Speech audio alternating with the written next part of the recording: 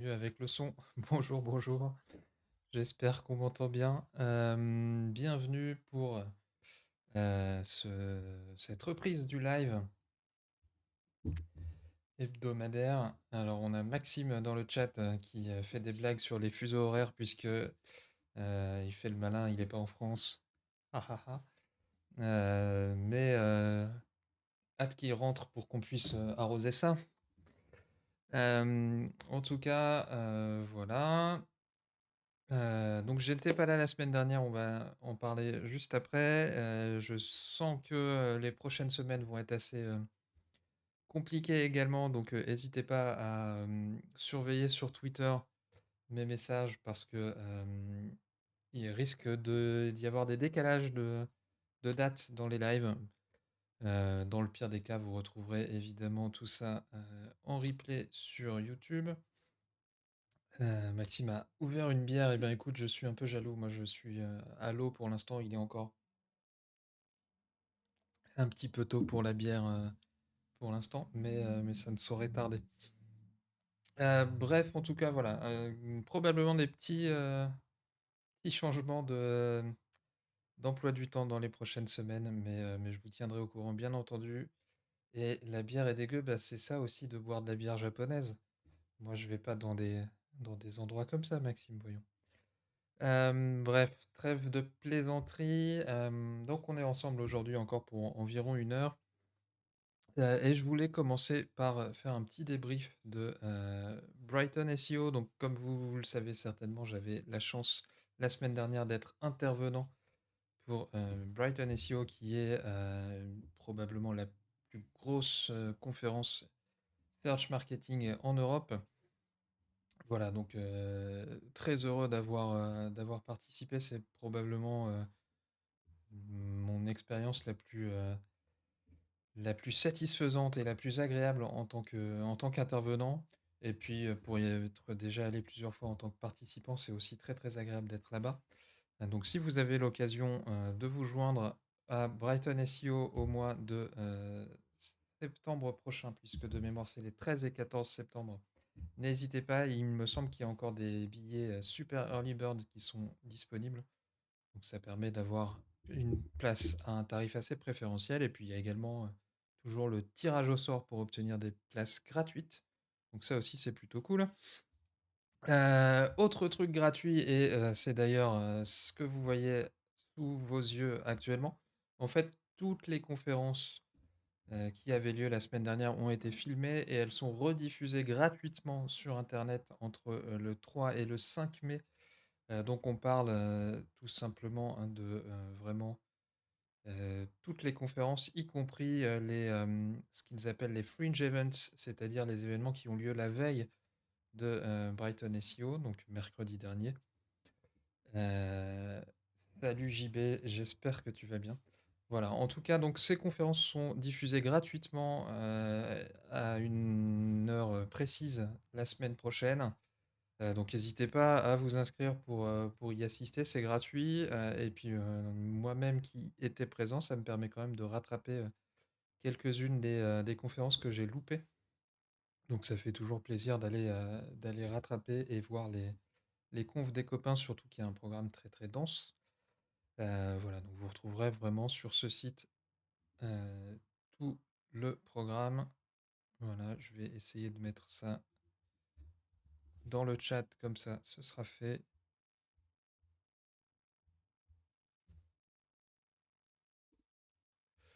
Voilà, et évidemment, vous retrouverez parmi toutes les conférences ma propre intervention. Voilà, je vous laisserai regarder si ça vous tente. En tout cas, j'ai pris beaucoup de plaisir à participer, comme je le disais. Pour ma part, bah, je serai très très probablement présent également à Brighton au mois de septembre, au moins en tant que participant, et puis on verra pour la suite. Je voulais également parler des quelques événements qui arrivent dans les prochaines semaines. Alors je ne serai pas présent à beaucoup d'entre eux, mais ça fait quand même, toujours plaisir de parler des copains, on va dire. Donc 2 SEO Camp Day au mois de mai à La Rochelle, puis au Pays Basque. 2 destinations qui m'auraient bien tenté, mais pour des problématiques d'emploi du temps, bah, je vais devoir passer mon tour, pour ces 2 événements-là. Par contre, je serai également, présent à Annecy Web le 1er juin. Donc si vous êtes, de la partie, n'hésitez pas à venir, dire bonjour. Je voilà, je serais ravi, de d'avoir une excuse pour aller, prendre un peu l'air de la montagne, début juin. Et puis ensuite, alors moi, je vais louper pas mal de choses parce que j'ai des gros déplacements qui sont prévus, au mois de juin. Mais j'espère, être probablement présent au SEO Campus, donc à Versailles, les 29 et 30 juin. Ça reste encore, pour nous francophones, la grande messe du SEO, donc je sais qu'il y a plein de gens qui seront là. Je suis pas encore certain d'être là, mais c'est en bonne voie. En tout cas, ma place est réservée, mon hôtel est réservé. Il reste plus que, valider l'emploi du temps. Ah, on devrait croiser JB, au SEO Campus. Et ben, écoute, ce serait, un grand plaisir de t'y voir, mais bon, dans tous les cas, on aura d'autres, d'autres occasions de discuter tous les 2. Ah, tout le pôle, oh là là, vous venez, en équipe du coup, c'est cool. Et ben, écoute, j'espère, d'autant plus du coup être présent. Voilà pour les quelques news. Alors il y a d'autres choses que j'ai pas notées, mais que vous aurez certainement vu passer dans les actualités.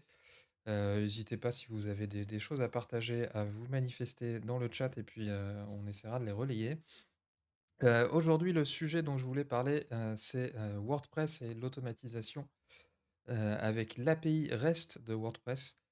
Donc peut-être que certains d'entre vous connaissent déjà cette API, qui est très, très complète puisque alors là, je suis sur la page de documentation, mais comme vous le voyez, il y a plein de méthodes pour faire à peu près, tout ce qu'il est possible de faire dans l'interface d'administration, mais via l'API. Et il se trouve que, bah, il y a notamment des exemples, assez, faciles à suivre, on va dire, pour faire, par exemple, de l'import en masse. Alors, moi, je suis pas un gros utilisateur de WordPress, pour pas dire que, j'ai encore quelques résidus de sites, qui tournent avec ce CMS, mais, depuis un moment maintenant, c'est plus vraiment mon CMS préféré pour monter des sites. Mais je sais que ça reste très, très à la mode. Je crois qu'il y a un chiffre du style, 35 ou 40 des sites, sur le web qui utilisent WordPress, donc c'est quand même très, très, très important. J'affabule peut-être un peu sur les chiffres, mais en tout cas, c'est quand même une part, importante du web, et notamment évidemment, pour beaucoup de SEO, donc je pense que c'est un sujet qui va vous intéresser.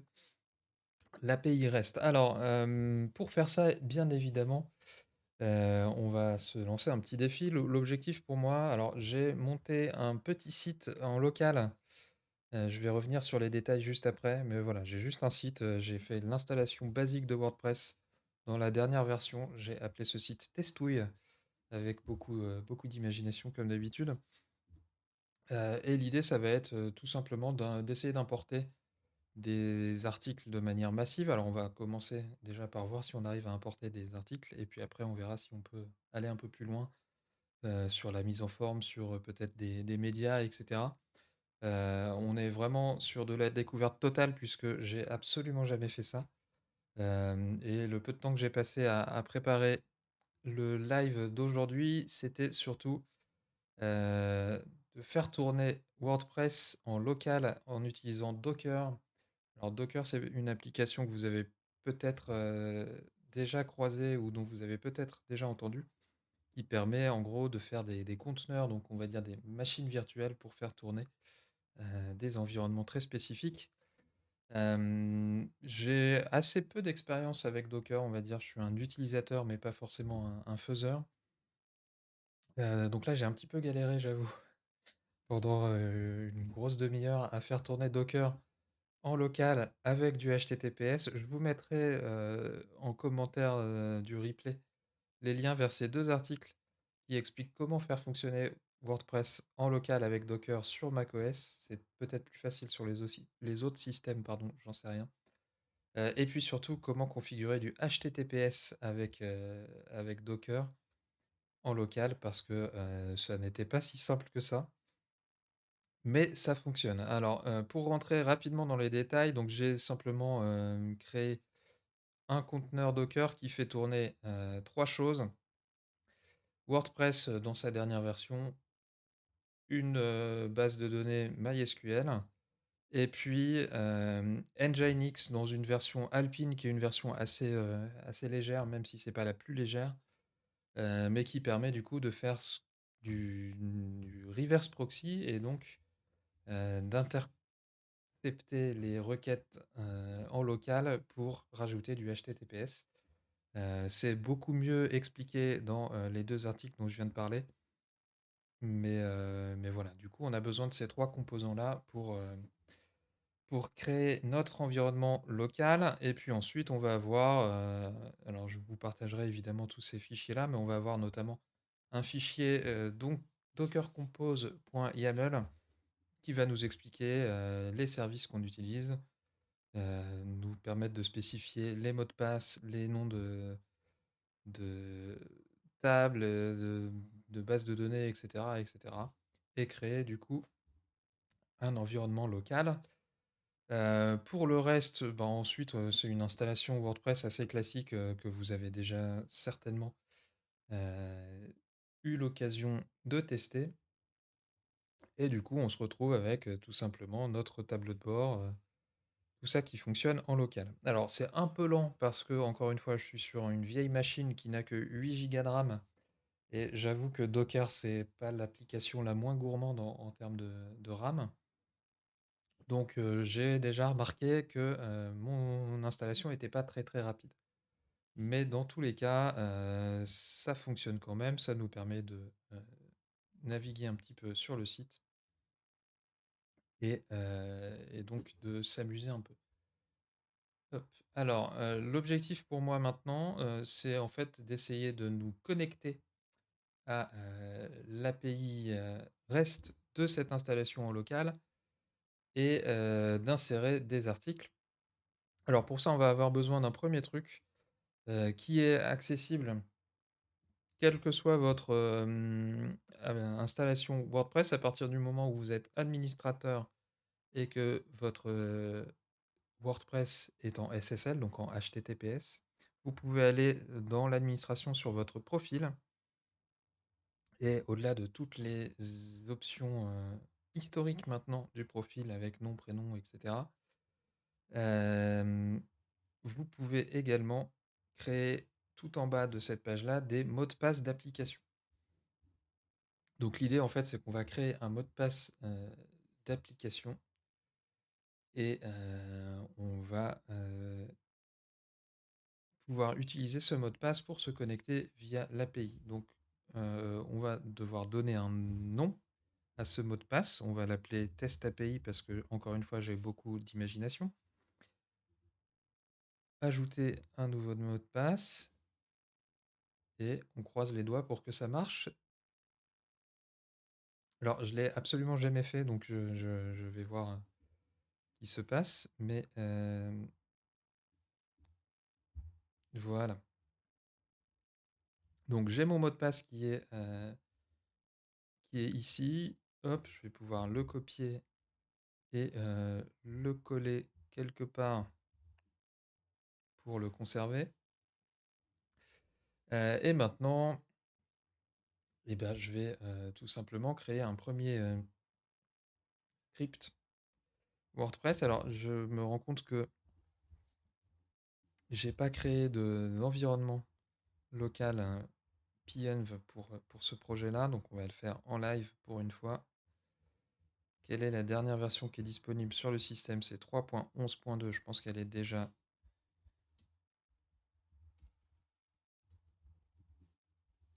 voilà, elle est déjà installée, donc ça va aller plus vite. Hop, donc je vais, pendant que ça mouline un peu, je vais rappeler pourquoi je crée, un environnement virtuel. Tout simplement pour cloisonner, les projets les uns par rapport aux autres et avoir, si je le souhaite, une version spécifique de Python, mais surtout avoir des librairies qui sont différentes, ce qui va faciliter déjà, le partage du code bah, avec vous, mais éventuellement avec d'autres développeurs, on va dire. Et puis également, ça permet de s'assurer qu'on a, pas de risque d'incompatibilité entre ce projet-là et d'autres projets qu'on pourrait utiliser. Si on utilise le même environnement, on va pas forcément avoir besoin des mêmes, versions de toutes les librairies et cetera. Donc cloisonner les choses, ça nous permet d'être un petit peu plus safe, on va dire, à ce niveau-là. Donc j'ai créé mon environnement virtuel. Je vais créer, un petit, un petit script. Dans ce script, bah, on va avoir besoin de quoi? De request. Alors il va falloir que j'installe request, il faudra que j'y pense. Je pense qu'on va pouvoir. Bonjour Toinou TV, je n'ai aucune idée de qui tu es, mais bienvenue sur le chat et bienvenue sur ce live. Euh, donc on va essayer d'importer des articles au format CSV, comme ça ce sera plus simple dans un premier temps. On verra plus tard si on a besoin d'autres choses. Et je pense qu'on va avoir besoin de JSON. Et ce sera déjà bien, on verra si on a besoin d'autre chose. Alors, toi, nous, qu'est-ce qu'on va dev? On va essayer de se connecter et de poster des articles en Python via l'API REST de WordPress sur un blog qui tourne en local sur cette machine. L'idée, c'est de pouvoir automatiser du coup l'import massif d'articles. Et pour ça, je vais créer article, un petit fichier CSV dans lequel on va dire pour l'instant euh, qu'on va avoir deux colonnes. Un premier avec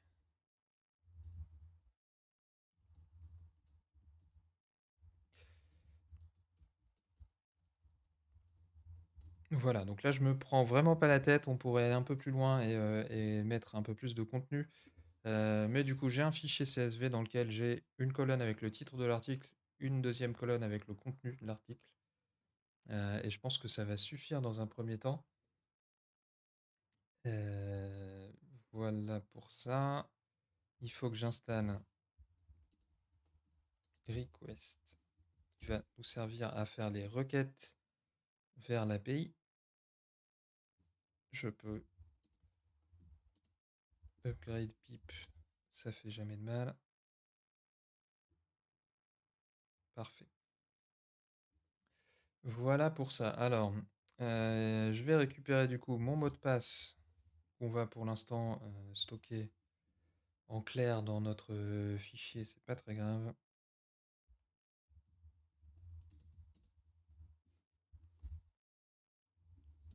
Et mon nom d'utilisateur, c'est Dige.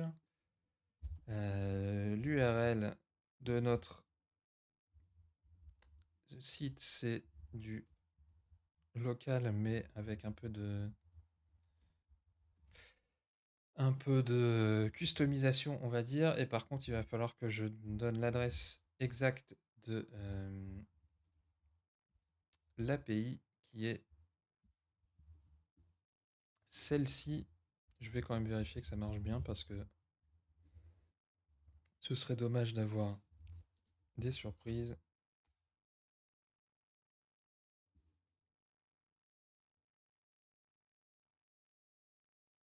Ah, 404 not found, mais je pense que c'est normal.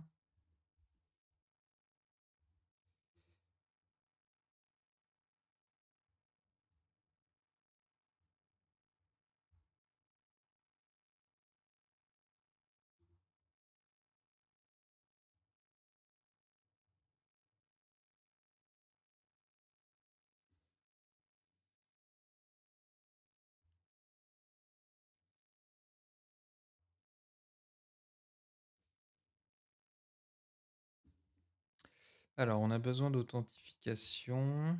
Pourquoi? Ah oui, mais là, on est sur la doc de wordpress.com. Euh,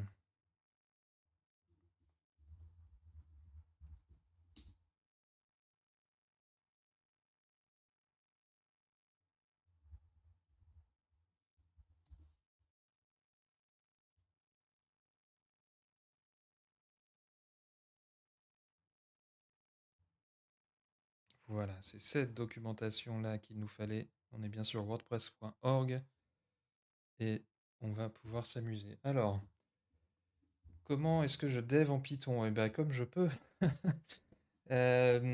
Alors, je pense que quand tu parles de self, toi, nous, tu parles peut-être de programmation orientée objet, donc du fait de créer des classes. Est-ce que c'est bien de ça que tu veux parler? Et si c'est le cas, eh bien, en fait, je fais un peu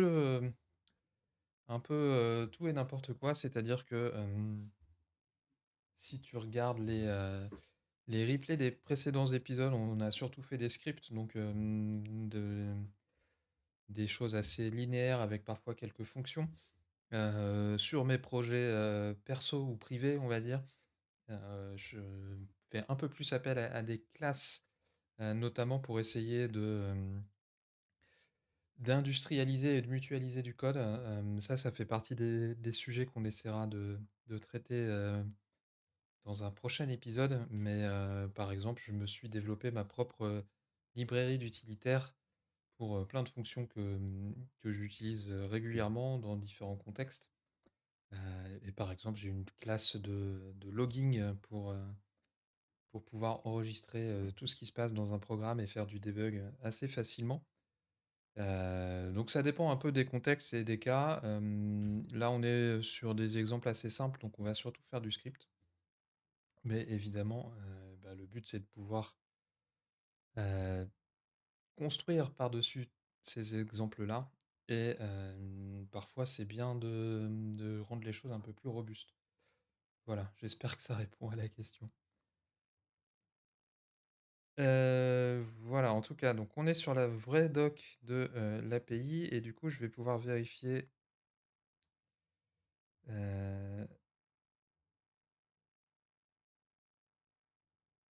l'URL que je dois appeler parce que j'ai quand même un joli petit doute là. Non, c'est bien WP-V2.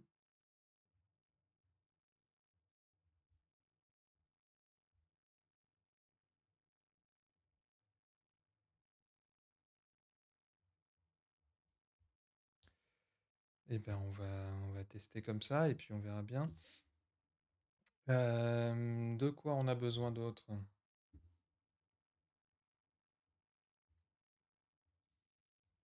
Alors, toi, nous, est-ce que tu peux m'aider sur le projet? Bah écoute, si tu as des remarques, des conseils, on est là pour partager, donc il faut pas hésiter.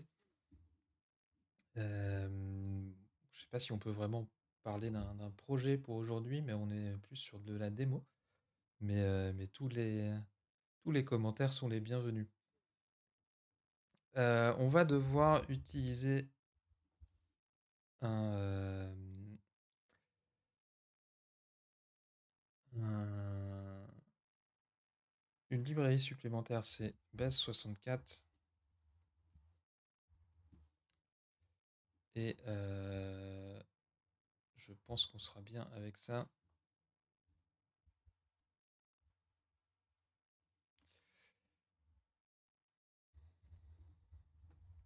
On va se créer un objet de connexion qui va en fait simplement reprendre notre... Ah, alors j'ai l'impression que mon copilot il est décédé là. Voilà, ça va marcher un peu mieux là.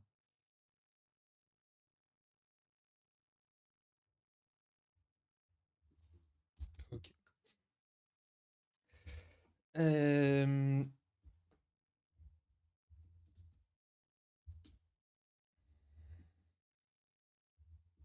Voilà, donc là, en gros, ce qu'on vient de faire tout simplement, c'est, lister les, credentials.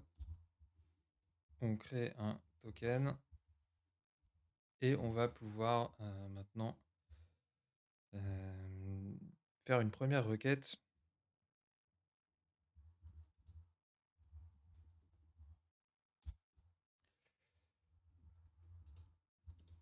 Et alors pour faire une requête, on va en fait avoir besoin de passer dans les headers HTTP notre, notre token qu'on vient de créer et qui tout simplement va servir à, notre blog WordPress de vérifier qu'on est bien, un utilisateur, valide, on va dire. Et du coup, je pense qu'on peut faire déjà une première requête peut-être qui va être tout simplement, de lister les posts. Hem,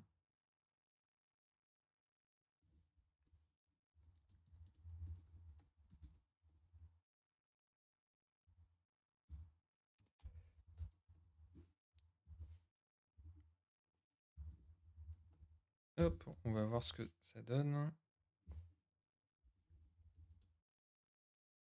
Comment j'ai appelé le fichier? Je m'en rappelle déjà plus.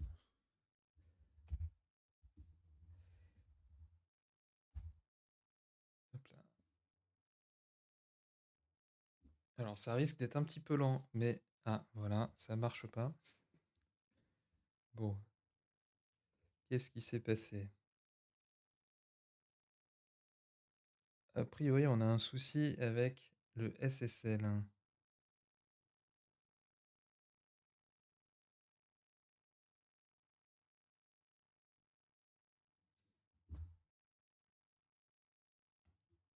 Et je sens que puisque c'est un certificat qui est autogénéré, puisqu'en local,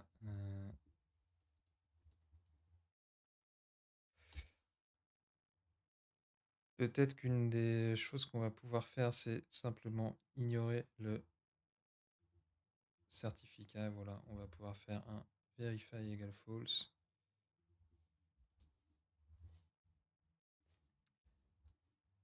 En gros, là, ce qui se passe tout simplement, c'est que normalement, les certificats SSL sur le web sont validés par des autorités de certification.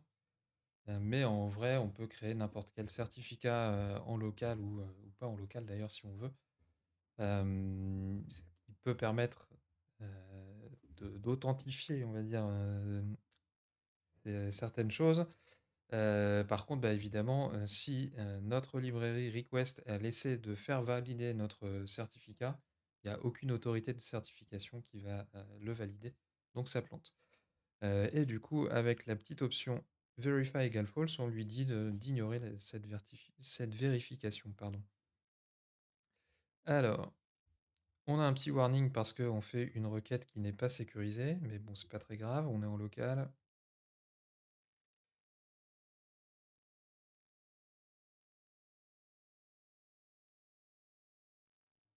Par contre, j'ai une 404 après et ça, c'est peut-être pas trop normal. Alors, toi, nous, est-ce que je connais LiveShare? Je ne sais pas de quoi tu veux parler, mais si tu veux nous expliquer, n'hésite pas. Hem,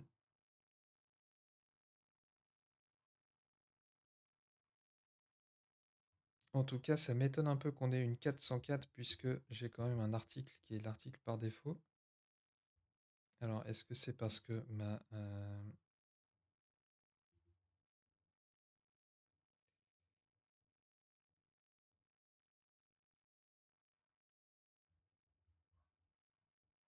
mon application n'accède pas correctement à l'API? Je ne sais pas.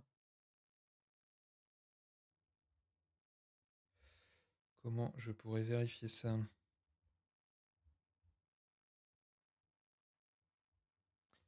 Alors, je pense que peut-être dans les headers, on va avoir un lien vers...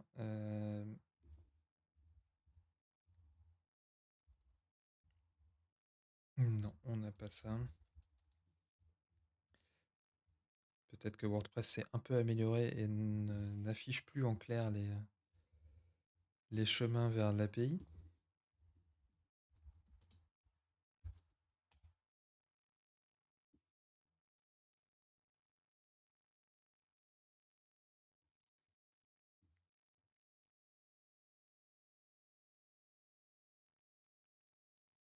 Et alors là, j'ai un restroot égale slash. Mhm. Et si j'essayais tout simplement de virer le WP-JSON ici, qu'est-ce que ça va nous donner?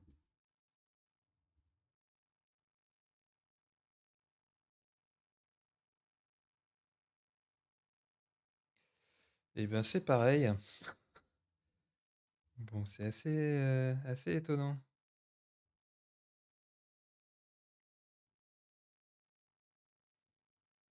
Qu'est-ce que nous dit la doc?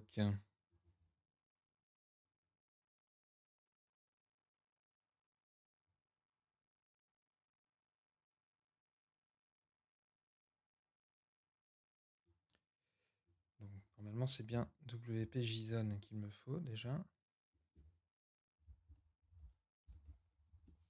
Donc, on va corriger ça.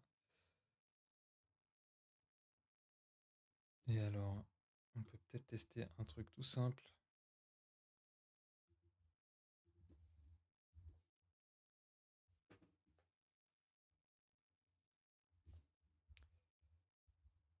Et on n'a rien.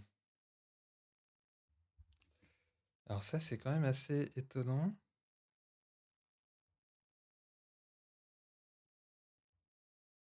Je crains qu'il y ait une option à activer pour autoriser l'utilisation de l'API, mais je ne sais pas par où il faut passer.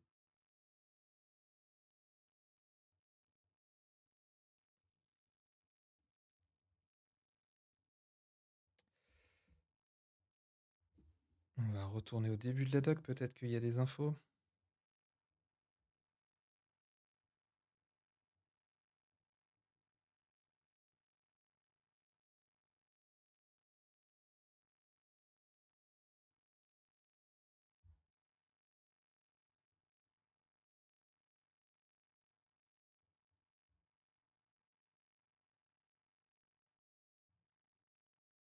Il y a des librairies clientes. Est-ce qu'il n'y aurait pas une librairie en Python? Bah non, évidemment. Ce serait trop beau.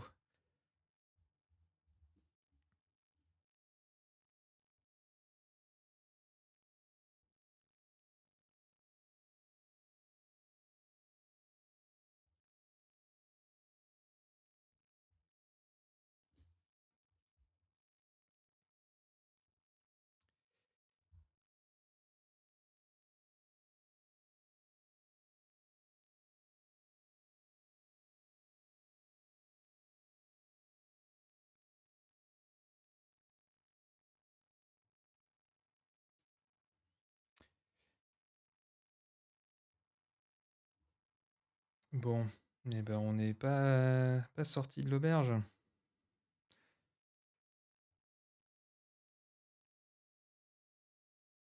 Est-ce qu'on n'a pas, par exemple, une possibilité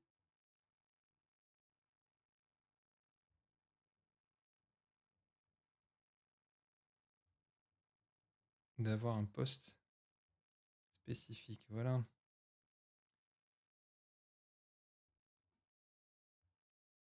J'imagine que mon poste par défaut.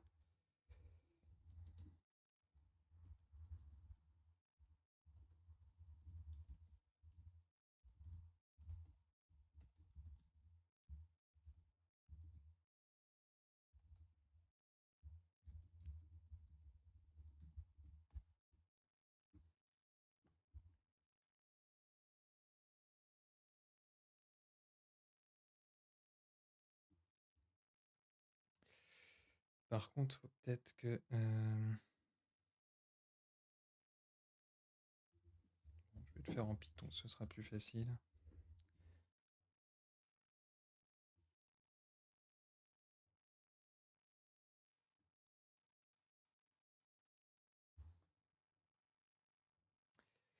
Tac, tac, tac.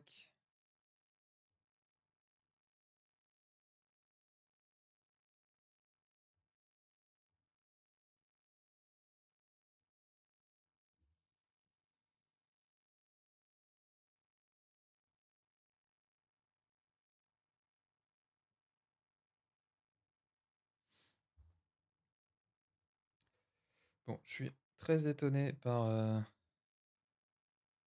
ce souci. Alors, toi, nous, tu m'as envoyé un truc dans mes MP. Je vais y jeter un œil.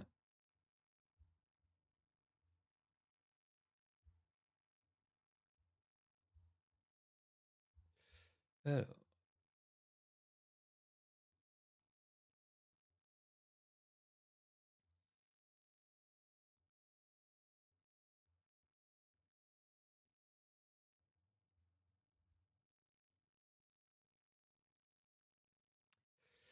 ouais, je suis pas sûr que ça m'aide beaucoup.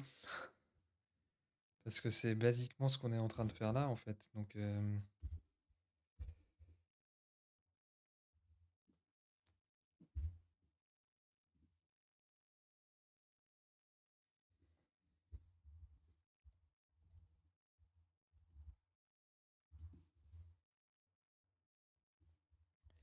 qu'est-ce que ça nous dit en termes de response code déjà?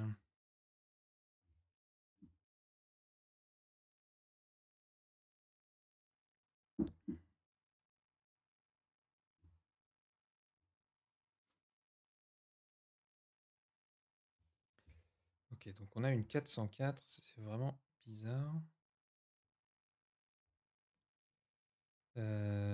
Est-ce que ça pourrait venir de la config du proxy? Je ne pense pas.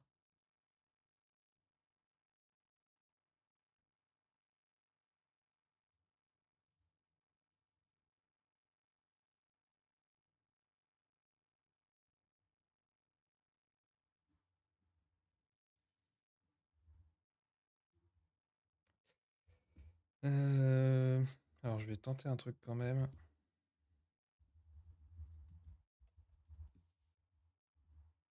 Hop, ça c'était pas bon. On va éteindre et rallumer.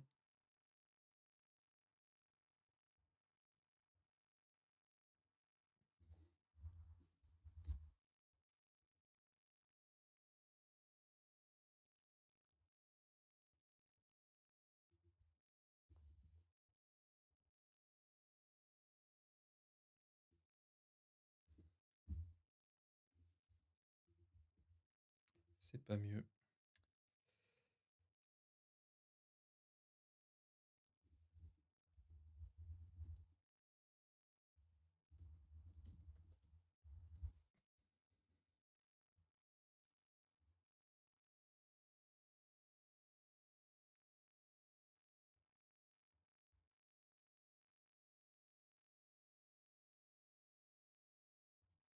Ah ah, ça c'est peut-être une piste par contre.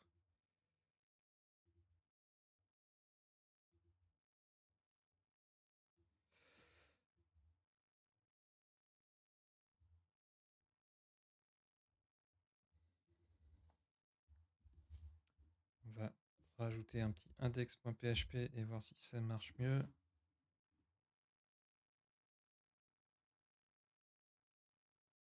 Ok, donc là on a une autre erreur.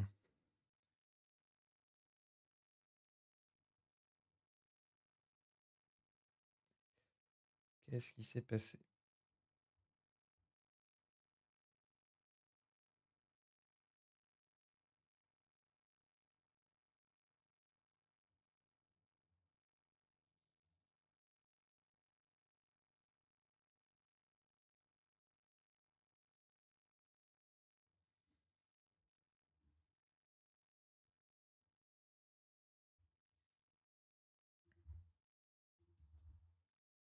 Et si j'essaie d'y accéder directement? Hop.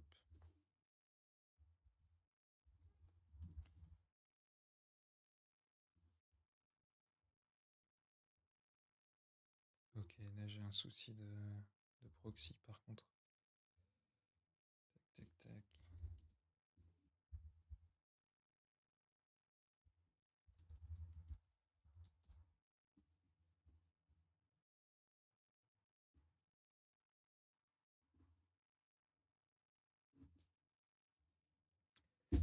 Bon, je crains que le souci vienne surtout de l'installation de WordPress sur Docker plutôt que d'autres choses.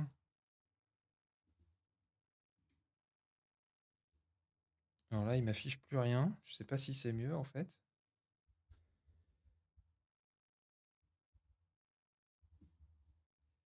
Tac, tac, tac.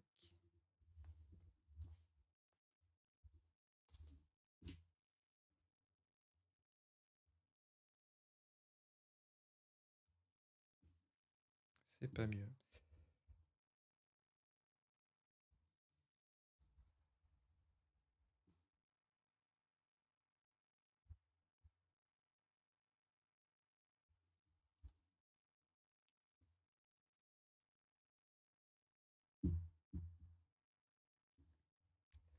Là, on revient à notre erreur 404.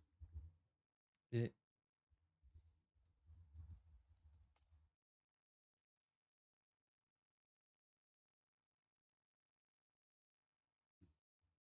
si je mets un index.php, j'ai rien qui s'affiche. C'est très très bizarre.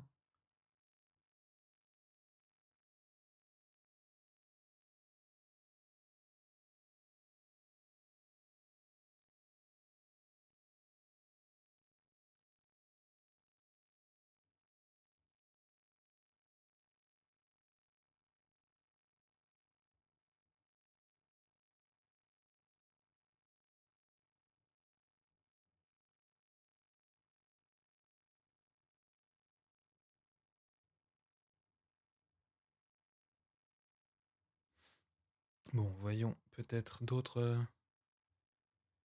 témoignages. Euh,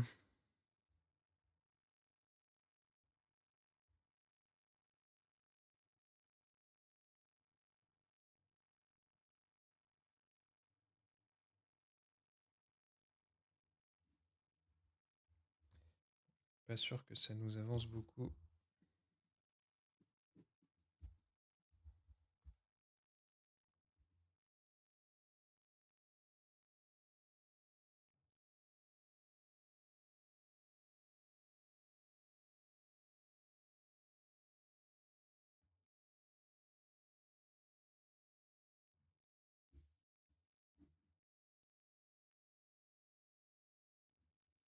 En fait, j'ai l'impression qu'avec le index.php, il y a juste pas de réponse du tout.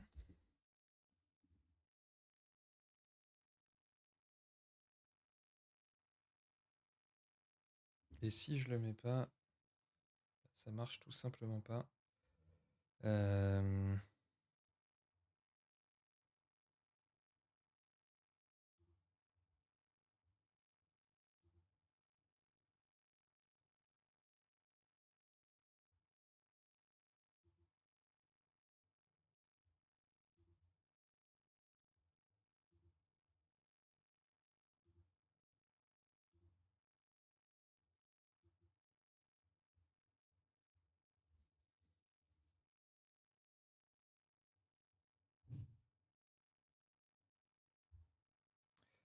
Est-ce que ça viendrait peut-être de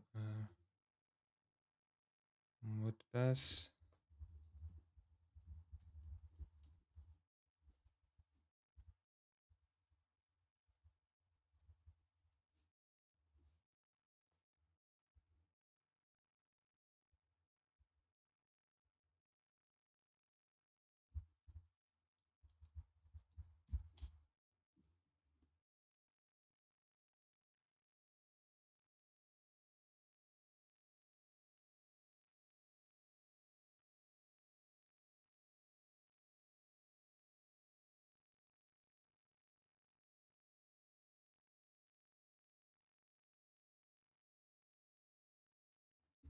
Ah ah, ça y est, ça fonctionne. Donc j'ai l'impression qu'en fait le souci tout simplement, et c'est très très bête, mais au moins maintenant on le sait, c'est que le mot de passe tel qu'il nous est fourni dans l'interface de WordPress, il contenait des espaces, et en fait il faut supprimer les espaces. Voilà. Bon, un beau témoignage de ce que ça peut être que l'expérience du développement. Des fois, on se sent un peu bête, mais au moins on a avancé et ça marche. Alors du coup, dans, l'API, alors déjà on peut faire une requête get et récupérer un article au format JSON. Donc à quoi ça ressemble? Une fois que c'est, un peu plus joli, on a l'ID, la date, l'URL, la date de modification. On a toutes les infos en fait sur un article. Donc ça, c'est intéressant et c'est intéressant à 2 titres parce que, ça nous permet à la fois, bah, de récupérer, nos articles dans un format JSON qui peut être assez pratique pour les retraités par ailleurs, mais aussi de voir quels sont les champs, qu'on peut envisager d'ajouter lorsqu'on, lorsqu'on insère un article. Par exemple, est-ce qu'il est, à la une, donc sticky ou pas? Est-ce que, les commentaires sont ouverts? Bref, ça peut nous donner des idées, donc c'est assez, assez intéressant d'avoir vu ça. On va essayer quand même de passer à, notre objectif du jour puisque, l'idée pour nous, c'était surtout de pouvoir, heu où est ma souris? Elle est là. De pouvoir insérer des articles dans notre, blog. Donc on va laisser ça de côté pour l'instant.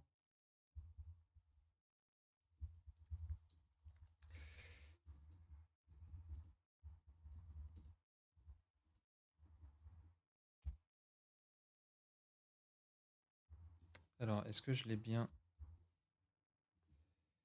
Hem, on va se créer une liste, tiens, hop.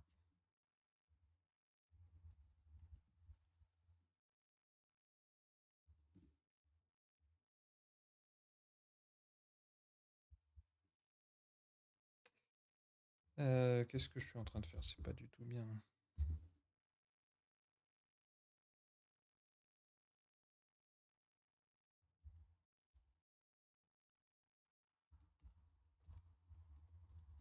Voilà, ça, ce sera un peu plus joli. Je vais juste vérifier que voilà, il s'appelle bien article.csv, donc ça, c'est bon.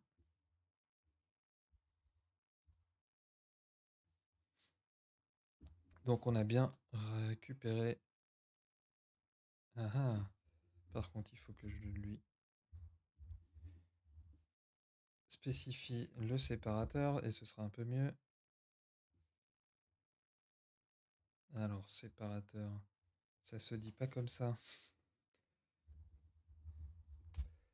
Comment on dit officiellement et qu'on fait pas du pandas. Ouh là là, je suis en train de fatiguer. Hop, délimiteur, ce sera mieux. Voilà. Donc on a bien récupéré notre liste d'articles à intégrer avec à chaque fois le titre et le contenu. Et il va nous suffire maintenant, bah, de boucler là-dessus et puis d'intégrer, nos, nos articles les uns après les autres. Hem, pour ça, on va faire une deuxième boucle. Hem, on va créer un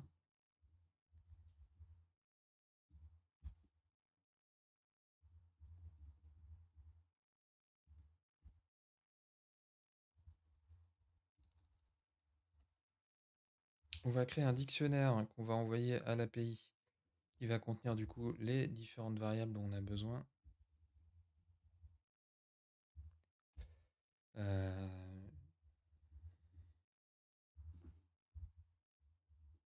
voilà. Donc en gros, on récupère le titre et le contenu qui sont fournis dans le fichier. On dit qu'on met directement en statut publié, comme ça, on se prend pas la tête. L'auteur, c'est le premier auteur, c'est pas très joli, mais c'est pas grave. Et voilà.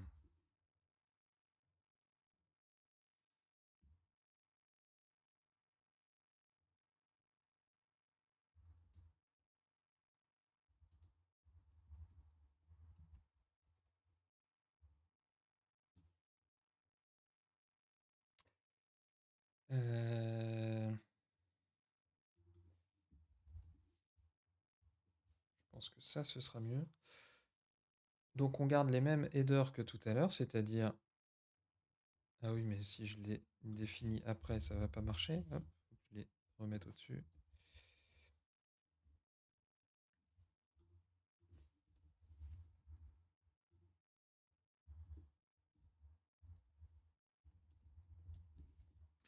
Donc on garde les mêmes headers que tout à l'heure, c'est-à-dire notre token d'identification d'API, donc qui est tout simplement user 2.mot de passe encodé en base 64.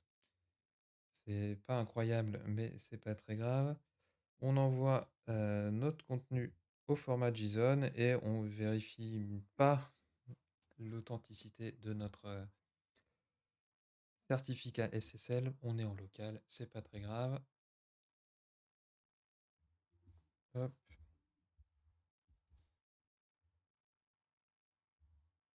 Tiens, je vais afficher le status code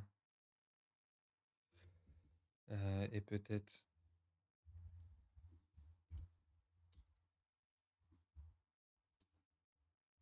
le titre de l'article. Et allons-y. Ah oui, alors par contre, il faut que je reprenne les mêmes headers partout. Donc ça s'appelle post title et post content. Ça, je peux le fermer. Post title et post content.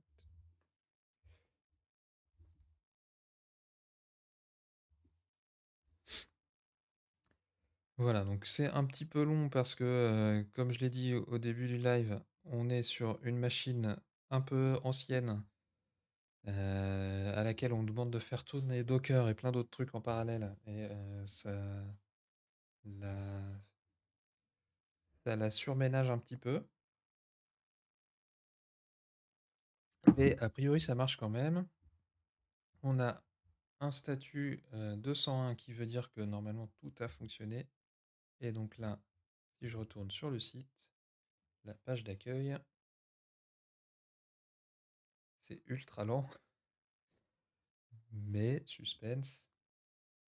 Et oui, on a bien nos 2 articles qui ont été ajoutés. Donc c'est un succès. On a réussi à injecter des articles de manière massive, heu, sur un blog WordPress. Alors évidemment, on a un script ici qui est très, très, très basique. Comme vous le savez si vous avez déjà regardé des lives précédents, il faudrait, enjoliver un petit peu les choses, notamment peut-être, intégrer ces infos-là dans un fichier de configuration, par exemple. Se créer une petite fonction, main, histoire que ce soit un peu plus joli que ça. Et puis probablement également variabiliser des choses, par exemple, le nom du fichier en entrée, le fait d'avoir ou pas la vérification du certificat SSL parce que, là, on travaille en local, c'est bien gentil, mais si je fais ça sur un vrai site qui est déjà en ligne, je pense que c'est quand même bien d'avoir un vrai certificat SSL. Et puis ensuite, on pourrait, se poser la question de comment, améliorer le contenu qu'on envoie, à la fois en termes de quantité et aussi de mise en forme, d'intégration de médias et cetera et cetera. Vu l'heure qu'il est, bah, je crois on va s'arrêter là pour cette fois-ci.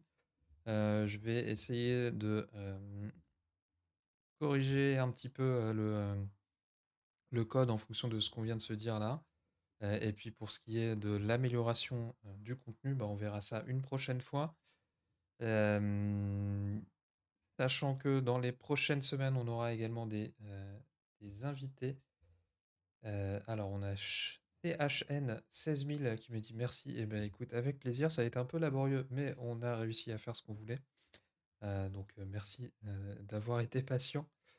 Donc pour finir sur ce live, comme je le disais, on va avoir des invités dans les prochaines semaines. Je ne sais pas encore exactement, à quel moment, donc je vous annoncerai comme d'habitude, les personnes concernées et les dates, bah, dès que je les aurai. Hem Et puis l'autre point, c'est que, on aura également des décalages dans les dates.